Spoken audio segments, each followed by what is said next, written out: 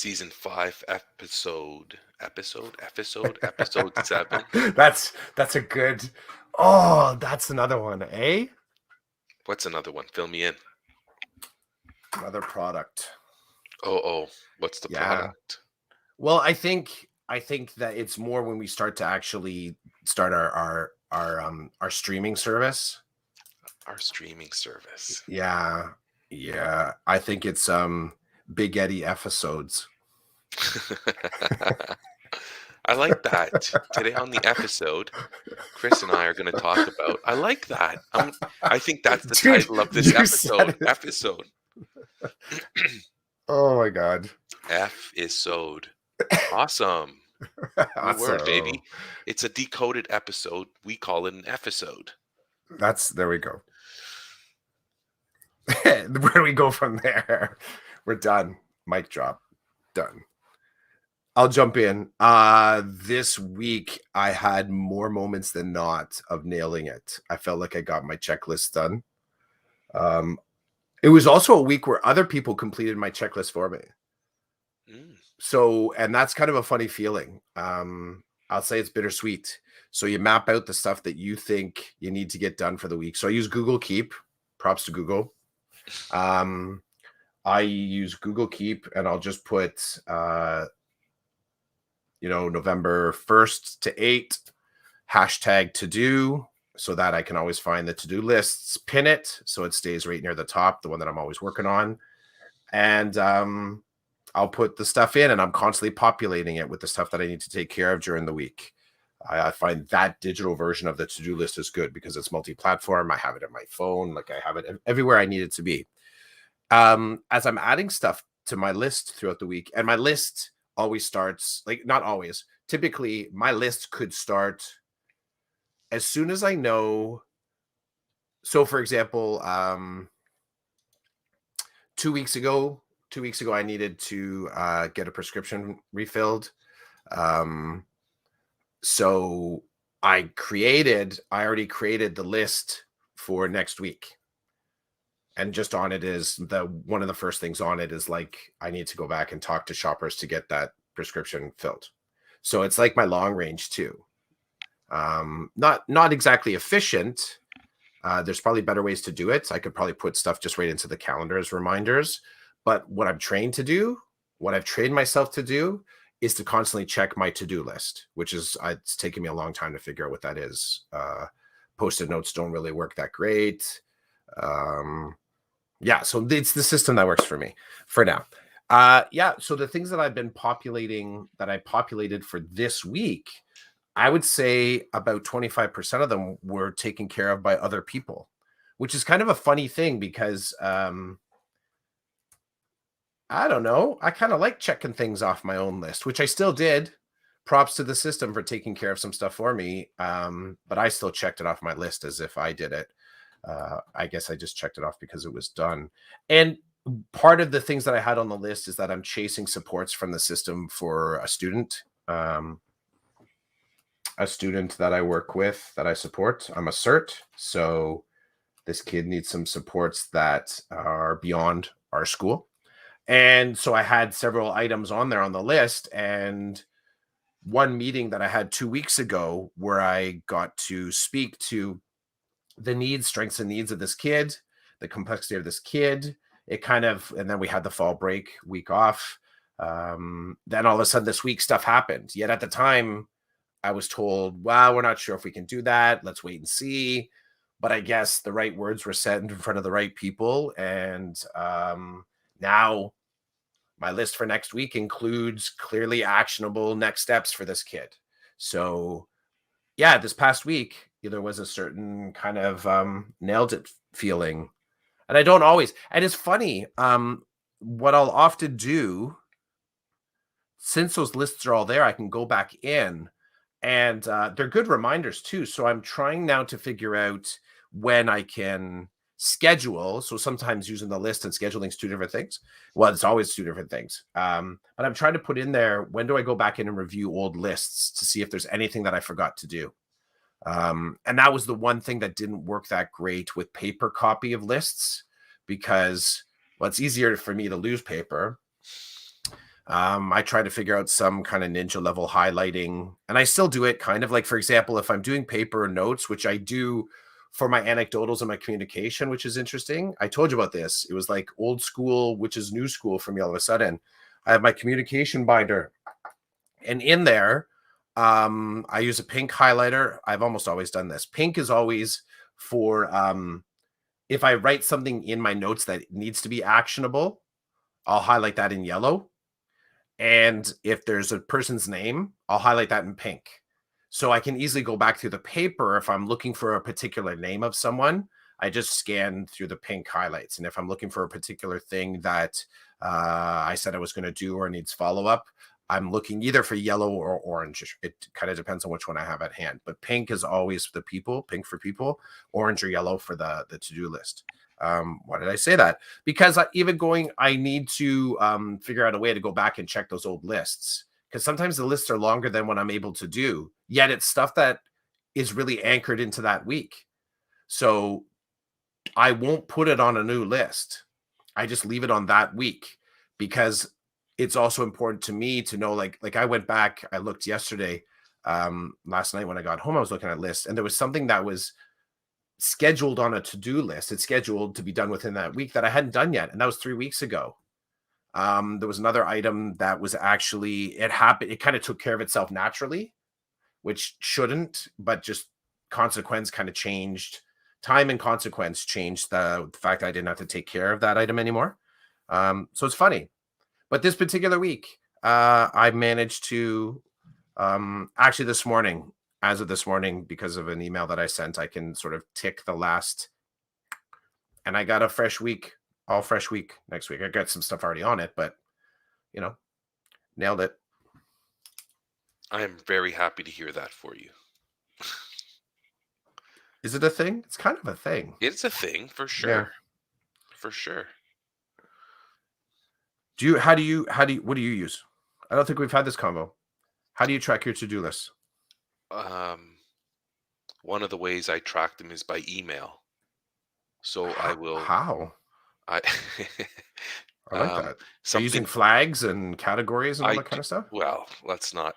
I do have categories. I do use flags, but here's the thing. So I like paper pencil. Okay. I like paper pencil, and I send emails. So um, let's say I'm meeting with someone and they require they need something from me. Mm-hmm. I'm responsible for finding something out for them or getting them something, and I know where I'm going to get it from. I send an email to the person to the person I need something from and say, "Hey, I'm meeting with this person. This is what I need. Can you help?" Gone. Once that email's gone, it's I know that I've done my part for the moment. Check. And then when I get the email back, it's right there in front of my face saying, "Deal with this." Hmm. Yeah, so it's not really it's I don't I certainly don't do it like you do. Uh I will I will write things down. Um it's funny, I will choose a piece of paper in my binder and I'll make like a little square at the top and I just start boom boom boom boom boom, and then I will revisit that little corner of that piece of paper for the rest of that day. That's how I do it. It's just kind of like on the fly, and then I'm really getting good at ignoring things that land in my lap while I'm dealing with something else. So like I'm on the computer, okay, I'm at the high school, just finished meeting with a kid or a guidance counselor. I'm on the computer, I make a quick note, I check on something, and while I'm in the process of still working with that student or guidance counselor, I'm ignoring the emails that are popping up in my inbox because, like a squirrel, if I go over there, then whatever it is I was doing may not be completed properly.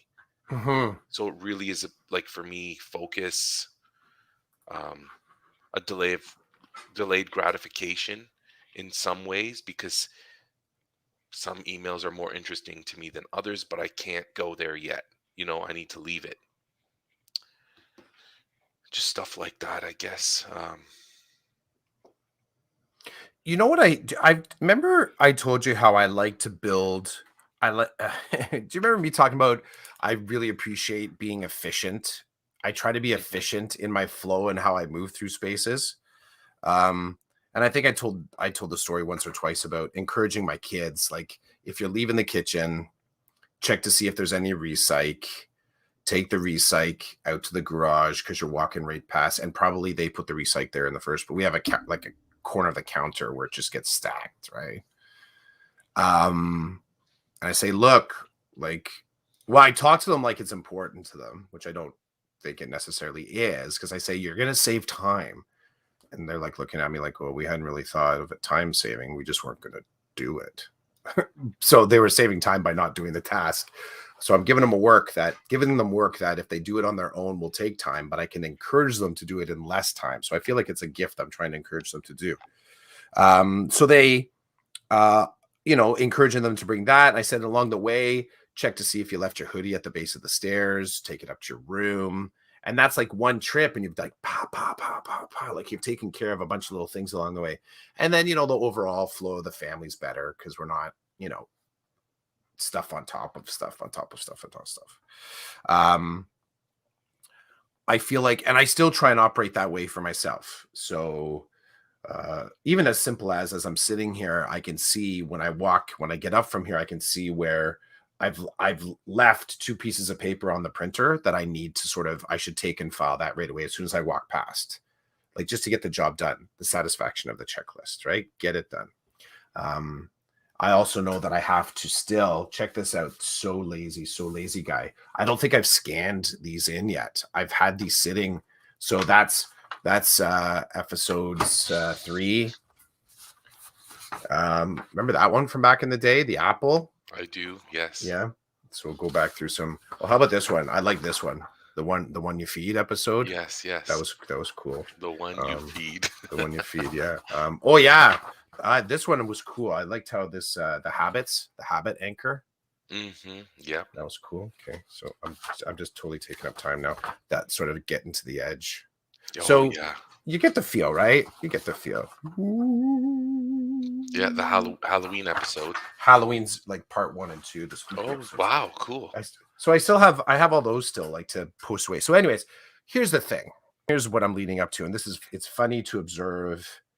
I think I'm still improving and getting better with doing it around the house, and also picking up on like stuff that's um like so I have my weekly work, my chores that I have to do, but also getting better. So it's not just about the whole protect the weekend thing, which I won't get into again.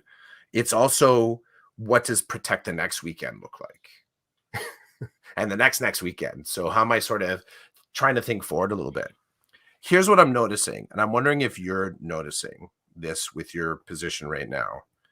So I'm in the second year at a new school. Second year, it was a new school for me last year, but I'm in my second year. But I'm in a new program, and I'm having a lot of trouble with that flow.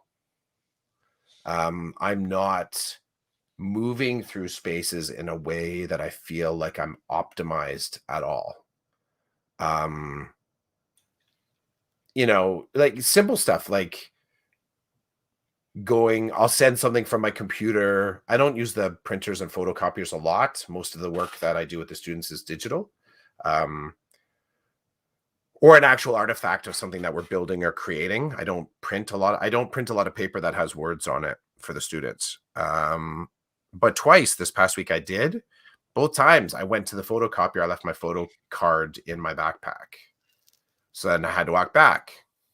And by the time that I walked back, I had a meeting that I needed to go to in one of the situations. So there was a folder on my desk right in the center, just with some files that I needed. So the second time that I photocopied, I should have actually taken that folder with me because it was faster to go from where the photocopier was down to where the meeting was. But then I walked back to the class, grabbed the folder because I had forgot to take it. And I'm dropping the ball on some of these things. And I'm wondering how you're feeling with and I don't know if this is a priority for you to try and be efficient or optimized in the moves that you make. I know you're driving from place to place, so Finding the best routes and avoiding traffic is sort of like one level of kind of, I guess, optimization that you might have. But yeah, I wonder if you're noticing at all that that you're not optimized, like you're doing work, but maybe not in the most efficient way. Because I kind of felt that this week, and it was actually what was funny. It almost was kind of reinforced by the fact that another entity took care of something on my checklist. It had this weird effect of, well, I wouldn't have finished the checklist if it weren't for them. Like there was something to, I still get to check it, gonna take it, nailed it. But somebody else did it for me. I was like, I should have been able to make that happen. I should have been able to sort of get that done in a better way. Efficiencies and optimization. I'm feeling that, feeling the inefficiency and unoptimized, disoptimized. I don't know. What do you think? It certainly is a struggle for me to I don't know, like it's a constant, I don't want to use the word battle, but I'm always looking at, okay, what's happening with my time right now? Am I using it well? Can I use it better? And yesterday, I was with a student for about 45 minutes. And it was one of those moments where I guess, so in my job, there's a lot of, it seems to me there's a lot of take two steps forward and then three steps back. That's what this is what I'm trying to fall in love with respect to my work. Take two steps forward and take three steps back. And it's not me. I'm not directing the walk. It's the kids I'm working with. And I was with a student yesterday for 45 minutes who had just decided to take three steps back. And as I was talking to the student, I came to a point where I said, we keep going over the same stuff over and over again. Like we keep revisiting the same, like what, how does this end? I said to the student, how does this end? Like what do you see? How do you see this ending? Because it gets very tiring to walk forward and then walk backwards, taking more steps than you are walking forward. Mm-hmm. And I said, like, are you tired? And the student's like, yeah, I am really tired. I said, yeah, like I can imagine how tiring this is. And then, I said, we've been talking now for 45 minutes. Has any of this helped? And the student's like, yeah, kind of. I'm like, well, what do you see happening for this to be better for you? There was a lot of questions of, there were a lot of questions of, I'm not bothered that I spent 45 minutes with the student, but at the end of that 45 minutes, what do we have that's beneficial to us? What Mm-hmm. what comes from this that helps you take those two steps forward again? That's what I'm thinking as I'm working with this student, thinking 45 minutes is a lot of time, especially when you're like digging through all the stuff to get to the academic part, which is my job, Yep. right? And the student didn't answer my question to my satisfaction. And we left on a better note than when we started, but I thought to myself, was this an effective use of my time today? I asked that question a lot. What could I have done differently to make it more effective? And sometimes the answer is there is no answer because it's not, I'm supposed to be there to serve the student. That's what I did. So I guess I was doing what I was there to do, but it's messy. This is the other thing I'm learning to enjoy sitting in a mess all day. And it's a different mess than classroom because Mm-hmm. in the classroom there is a mess all day, but it's different. It's different. So I guess at the end of the day, my effectiveness is looking at my day and examining whether the time was spent well. Like, um, I don't I I'm in the middle of that dance of I don't want to overbook myself so that I'm late for things and I'm running around like crazy and it's dangerous, like especially if I'm driving. I don't want to do that. But I also don't want to be like, oh geez, I have 15 minutes here. I mean, sometimes those are good. Those 15 minutes, I can make notes, I can make a phone call. Like there's always something for me to do. I'd rather just have it kind of flow as best as it can. So I guess that's the trick for me is the effectiveness is found in what I do with time I find that might be downtime and actually I also have like backup plans for if I arrive somewhere and the students I'm there to meet aren't present. They're a backup. Like, okay, pull out your phone and call the student. Find out where they are. Find out why they're not here. Remind them that they had a meeting with me, right? If that doesn't work, then it's okay. Pull out the bind because I have paper pencil and a computer. Sometimes it's just faster to write it down and it's open a laptop and type it out. So then I go to the next student on my caseload and see, okay, I have 15 minutes. What do I need to make happen with this name in 15 Yeah. minutes? And that's what it is. But so then when I get to the end of my day, I'm pretty much done. Like I'm done. Yesterday, the other re-engagement teacher called me near the end of the day. We did it like a debrief, and the first thing she said was, "I know you're powering down for the day," and I said to her, "You're right. I am powering down for the day. Like it's been a day. Yesterday was a day of nothing went well yesterday for me in my work. There was no nailed it. It was, oh shoot, there's an explosion over there, and oh, something's burning over there. Like that the whole day was that. And Hmm. so she's like, yeah, I just want to get you before you power down. And I'm like, get it in quick because I'm powering down. You would And almost think that yeah, kindness would be to say, I see that you're powering down. Can I reschedule with you? that wasn't going to happen because I she know, needed I to know. talk, which is I'm just fine. yeah, I'm putting it out there, right? Like, and how often do we kind of have that moment where we because that particular statement, it falls a little bit into that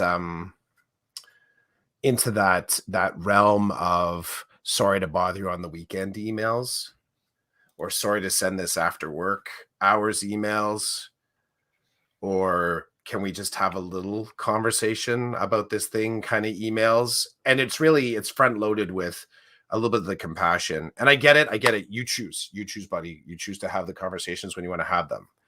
But I kind of just I'll flip the script for a second, is that if a person actually does recognize that that someone is powering down, I would put it out to our anyone that's listening.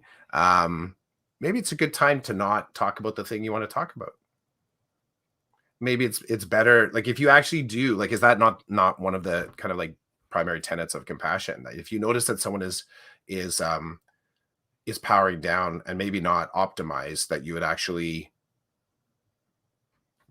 humanize the moment. We're going to put people before policy and kind of say, you know what, I can tell you're tired. I'm going to figure out a way to check with you next week. Let's book it right now so that I can catch you in a time that you are more optimized.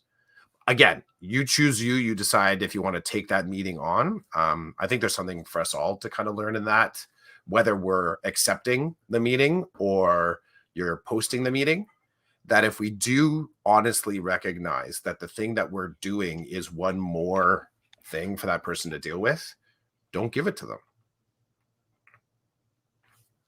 Don't give it to them.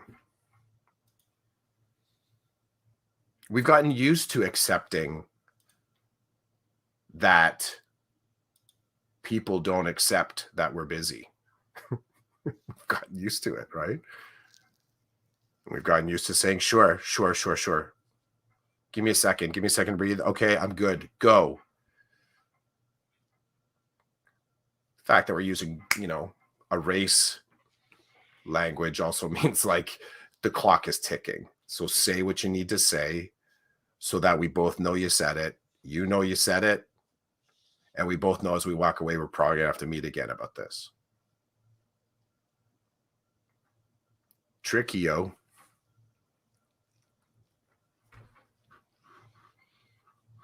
Do you know Thomas Rademacher? I'm taking a risk on that. I don't know if it's Rademacher, Rademacher, Rademacher, could be Rademacher. It does not sound familiar. I've followed him on and off in bits and pieces on Twitter, and something just popped up.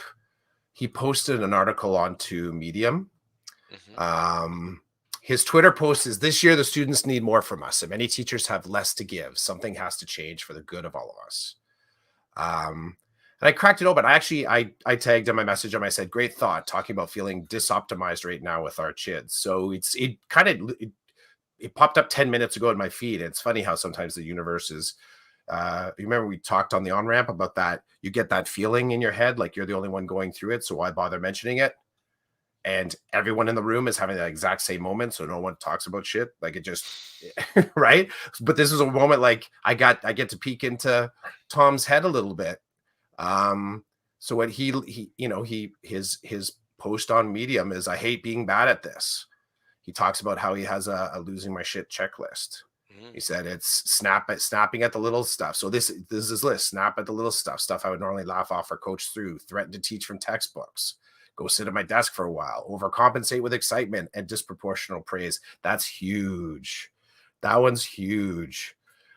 Overcompensate with excitement or disproportional praise. Well, step into the hallway, passing colleague asks if I'm okay.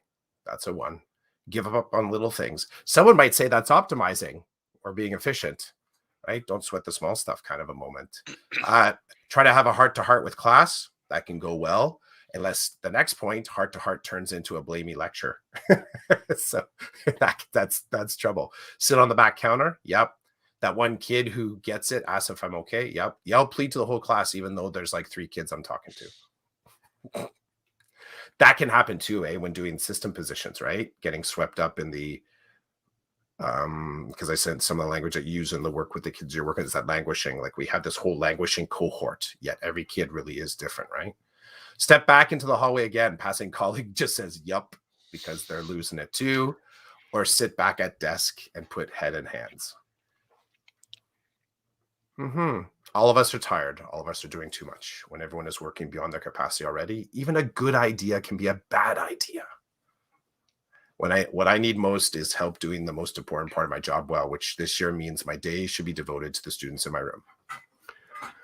I've really tried to rid myself of any hint of saviorism. Tricky, eh? It's the universe reaching out. Tom, thanks for the post, man. Thanks for the post. That's cool. A lot of good stuff there. A lot of good stuff. Everybody is tired. I have to share that at the one school I was at, I have to be careful not to I have to be careful. So I'm going to talk about this in kind of an abstract way, but Yep. I was talking to one individual who said, "Hey, are you going to check in with the teacher?" And I said, "No." And they said, "Why?" And I said, "Because I just saw the teacher walk by. Teacher looks exhausted. Teacher looks defeated. It's Friday. There's no reason for me to add to any of that." And they're looking at me, they're like, what do you mean? Like, not thinking outside the box at all. "You need to connect with the teacher today." I said, "No, I don't." And it was awesome because I was flexing some of like my professional judgment and understanding. I was like, "No, but you're doing human too, buddy. You're being a good human, dude. You should see the lack of being good human in schools these days." No excuse for you not being a good human. I'm calling it out. I'm just saying, calling you in. You're being a good human. You should see like, really, in my job, some people look at me like I have 3 heads, because my job is all about trying to find ways to have kids re-enter the learning process. And sometimes it means wheeling and dealing. It means doing things in an unorthodox kind of way. And hey, this is the best part, is that I've been one of those teachers that doesn't appreciate that. I'm like, get out of my face. I have work to do. I don't Mm, have time to play these games because they're perceived that way. This student's not doing their part. Why should we change anything for them? Now, my job is to be the person who changes things for that kid so they yeah. can come back. But I certainly see both sides. And I'm now on the other side. And so I was like, yeah, I'm not talking to that teacher today because that teacher's not going to want to hear from me that I need them to consider ignoring the academic piece for the rest of the day. They don't need me to tell them that I'm about to go do this really fun thing with this kid when this kid has been horrible all week, right? Like, they don't need to hear any of that. They just need to know Roland's in the building and he's trying to do his thing. That's Do all. do you feel like that as a system we're a lot more comfortable with voicing our thinking about what's in it for me right now?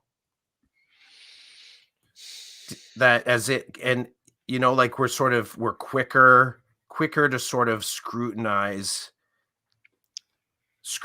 when someone is sort of punching down or adding something to our docket or scheduling that one more meeting.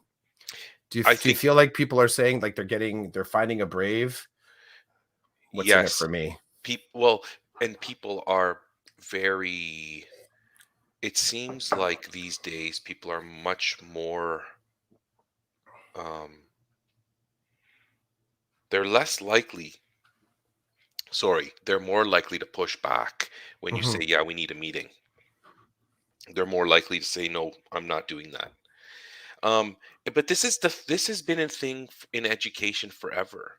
And you and I have talked about this. I don't know if we've talked about on the podcast, certainly off the record, we've talked about how the educators are treated differently than other professionals.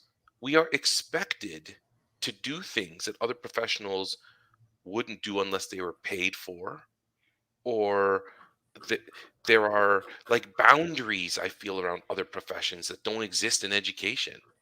mhm. People think that they can do whatever they want with educators. They can walk into a school and tell you what you're going to do and how you're going to do it. Teacher, they feel like they can do that to teachers. They feel like they can do that to principals. They feel like they can do that to superintendents. And and like, I consider that and I think about that and I reflect on it, especially as a parent with two kids in the system. Mhm. And one of my kids, I'm in constant connection with his guidance counselor and his student success people and stuff because he has needs, and if they're not met, then he can't succeed as well as he could when they are met. And so I would like to think, and I don't know, I would like to think that I'm fairly reasonable with these people. But I Yeah. say, hey, and I try to do my part too. As a parent, I try. I'll give you an example. My son is going to be taking a course in Quadmester 2, and it's heavy with reading. And for him, reading's an issue. So we contacted the people involved a few weeks ago about, okay, can we get access to a reading list? Can somebody take the time to give us what we need to know about this course so that we then can do our part and be proactive and prepare so that when we start the course, we're in a good place. Like, as parents, we're in a good place, the kids in a good place, the teacher will be in a good place too, because the teacher took a little bit of time to connect us with what we need to know. Then we were able to connect our kid with the things he needs to do well in the course. So at Yep. the end of the day, if everybody gives a little bit, then we're all going to get a lot. But I completely understand that the teacher doesn't have to do any of that. I totally understand that. So I don't think I tell anybody. I just ask. I say, hey, have we considered this? Is this on the radar? And they have been, the staff working with us on this have been excellent. Dude, I know they're all exhausted. In fact, I see them daily because I work in and out of that school every day. I see what the teachers are doing. I see what the guidance counselors are doing every day. But I'm trying to do my part as a parent. So it's like it's important for me to try to give them some lead time. I ask the questions, they answer my questions, we all move on. And I know that it's taxing. It's taxing for me as a parent too to think, oh, geez, I'm not even running this school program, but yet I need to do this and this with my kid to teach him how to be more responsible, more accountable, right? Like, I just feel people are pushing back more now than ever. And here's the thing about my job. I I'm honored to be doing it, just like I was honored to be a primary classroom teacher.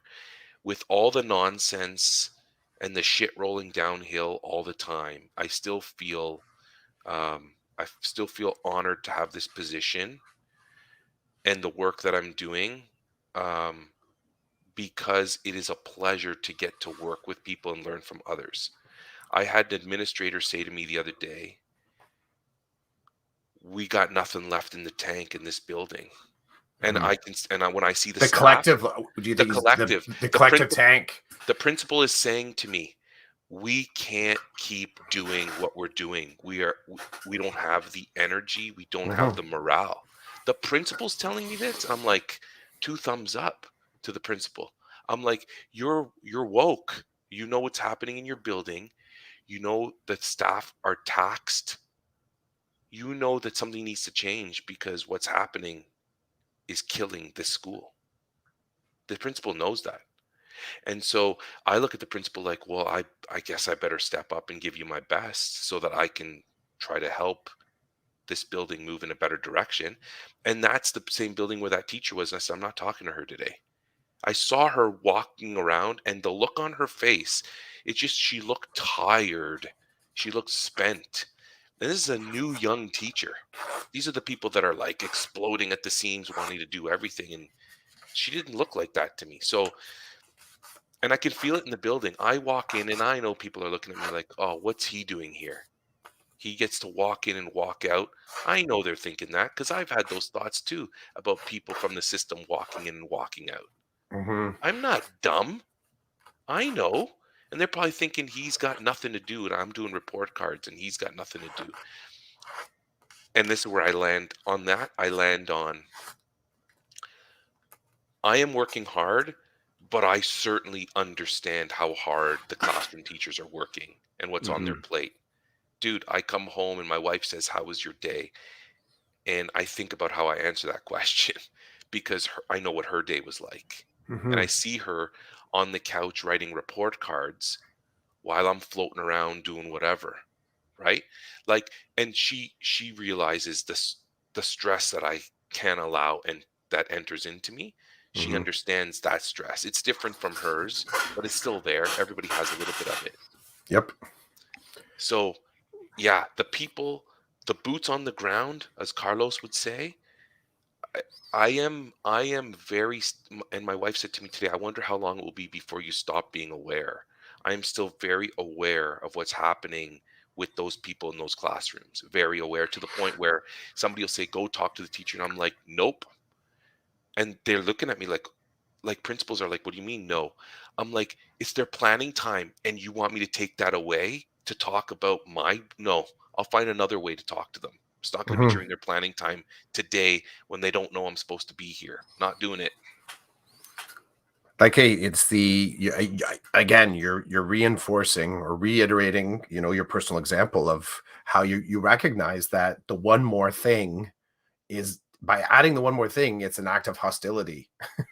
And it can be a conversation, it can be a check-in, it could be the sending the email, it could be setting up the meeting, like it can, and it can be perceived as a act of hostility. Um, you remember back, it was last season. I think we landed lightly on the term Aikido. Does that strike? Do you remember? We land. I forget what the context was. Yeah, martial arts. Yeah, I don't remember Um, that, but I know I Aikido. and I don't remember how we landed on it. It was one of the pictures that somehow it made it to the drawing that I did for the Oh, episode. But it comes to mind. I'm fascinated by. It's a martial art that sometimes I've read in some spaces that people have a hard time accepting its its premise as a martial art. It is a martial art, considered to be a little bit more of a modern martial art. And part of the premise of practicing Aikido is that you take into account the wellness of the attacker. And it's actually built into the practice that as you defend yourself, your defense moves in a different context could actually cause harm to the attacker. And in the act of neutralizing the attack, you could actually hurt the person that's attacking you. So it's a defensive martial art that has compassion and empathy to a degree at its heart. I think about that though, um, the parallel between that and how educators are operating right now. And I try and think about who did from where do they feel the attacks are coming, and time again, how often the educators are willing to take into account the safety and wellness of the attacker. The idea that we're getting all these things that the board is handing down, but we know that the board is people too, or I know, we're having a staff meeting, and I need to get report cards done, but these things are important to get done too. Like it's that ability to defend the wellness of the system at the same time that you're taking an attack. And it kind of comes back to mind right now, especially almost reinforced by Thomas's post, and a little bit like what you're talking about now is making sure that the reading of the room actually means something. You're not skimming scanning here and then deciding what the summary is from the room. You're saying, I see the look on that teacher's face. I know right now they're in their planning time. No, I appreciate that. You might see that as an opportunity to intervene and connect. I see it's an opportunity to back off and give them space to get stuff done. It's a little bit of a different, it definitely is a different way to move through education. And like you, in this particular role that you have now, I've had one of those before where I sort of parachuted into people's contexts. So when I was a part of the access program in my board, um, I was often having to reach out to because the site that I was at drew in from multiple high schools. So the fact that I would be emailing saying I needed work for a kid was landing right in the middle of a day that I had no understanding of what was going on there. Was I motivated to get work for the kids? Absolutely, because if the kid was going to be on site, we wanted something for the kid to do. But I never ever really had an inkling of what was going on in the school at the time. I was intentionally, I mean, just because we were a separate site, we were off site. We didn't know. So, and only every once in a while was I privileged or invited into what was actually going on as part of the reason why maybe some work hadn't arrived yet or a teacher hadn't reached out yet. And in this particular case, that was what we would call, uh, PC Big Eddie, so pre-COVID PC. So this was, 4 or 5 years ago, before we also had the extra challenges and complications of teaching with COVID, educating with COVID.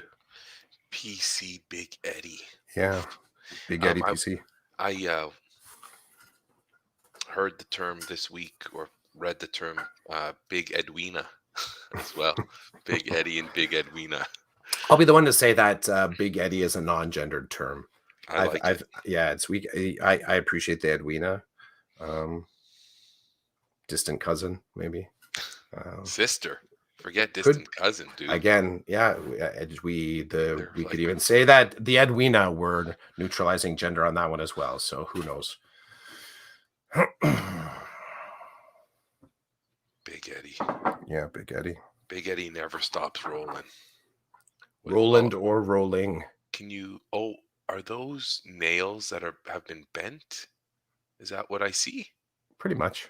Okay. Bent nails. Yeah, nailed it. Oh, You're thinking nailed it. Excuse me. I'm thinking like some kind of magic, some kind of brain power that you can use to bend those nails. That's That the kind too. of that's the kind of power I wish I had. That's the kind of thinking that'll take you places, sir. That's the type of thinking the system needs. I am so behind on publishing these episodes, and Hmm. I don't even think Straff You just you're yeah, you're just dropping consonants all over the place. Staff, Straff, Schraff. Schreffler. When I said Schreff that last time, I pictured Shrek, but looking like Hmm. Schreff. There's a mashup. Somebody photoshopped that. Schreffler with Shrek. Yeah. So poor Schreff, I don't even think he knows we exist anymore. I think he's completely moved on. He's living Could his be. life. No, I no, dude, mentioned. it is. He's I done meant. with Well, I us. mentioned last week.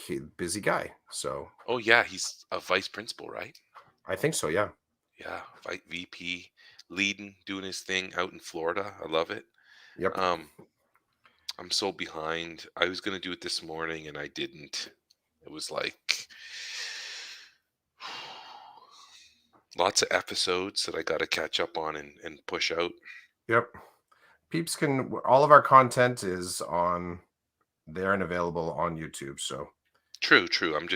It's nice to keep things neat and tidy, you know? you want to check that off your list, don't you? What's funny because that's one of those lists that I have that it's one of those I'll just get to it when I get to it list. It should be. You know, there are other things I think that are probably more important than that, but I mean, it should get done. I'd I've like that told it you. gets done. I think I told you once or twice. I often think about the one of the sort of like the phrases that goes along with spoken word poetry, and when they tell the judges, um, kind of get the judges in the right mindset because spoken word or poetry jams often the audience is asked to be the judge, and but they say even after the judges have been picked and they tell them, here's how the marks are going to work, they say, the point of the poetry is not the points, the point is the poetry. Hmm. So, the point of the podcast is not the posts. It is the podcast. So, and it exists out there if people choose to find it. So, we're good. You're good. Awesome. I'd Hey, agree. well, nobody really jumped into our podcast today. You know why though? I know part of the reason why. Tell me. Because Bit is totally like scooping our clout. There's a whole VBit. bunch of Is it called VBit?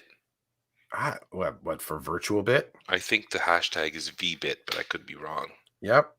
VBit is chomping on our clout this weekend. So biting That's our funny. clout. Well, That's okay. I hope they're enjoying their VBit. Yep. Imagine there. It looks like it. Some of the people that I follow, it seems like they're enjoying the playtime. People are digging it. So Awesome. all good, man. Okay, well, wishing you a great day. You too, dude. I'm sure I'll connect with you throughout the week. Oh yeah, Peace. in multiple different mediums. We are multi-platform. We are Decoded Podcast.